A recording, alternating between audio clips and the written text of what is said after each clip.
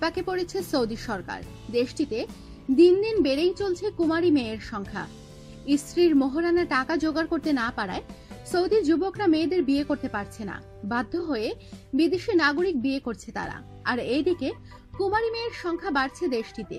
বিয়ের স্বাদ পূরণে সৌদি যুবকরা বিদেশি মেয়েদের চুক্তিতে বিয়ে করছেন, কিন্তু এইসব চুক্তি বিয়ের 30%ই টিকছে না।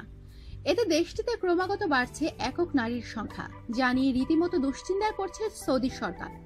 সম্প্রতি বিবাহ এবং পরিবার কল্যাণ বিষয়ক একটি সংস্থা সৌদি আরবের বুরাইদাতে মহিলা ও পুরুষ হোস্টেলের মধ্যে একটি গবেষণা করে এই চাঞ্চল্যকর তথ্য প্রকাশ করেছে।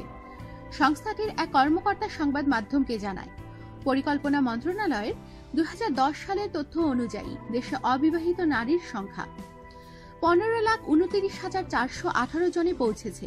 চুক্তি বিয়েতে আবদ্ধ 60,000 পরিবারের মধ্যে এ পরিসংখ্যান পরিচালনা করা হয়, যেখানে প্রায় 18,000 বিবাহ বিচ্ছেদের ঘটনা ঘটেছে।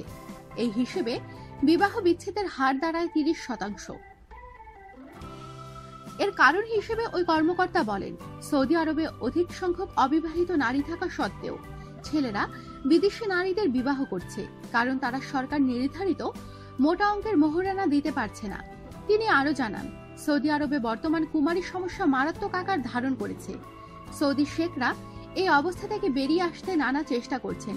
উত্তরণে কেউ কেউ একাধিক নারী বিয়ে করার পরামর্শ দিয়েছেন, আবার কেউ মোহরানার জন্য ঋণ ব্যবস্থা চালুর পরামর্শ দিয়েছেন। আমাদের সাথেই থাকুন আর সাবস্ক্রাইব করুন।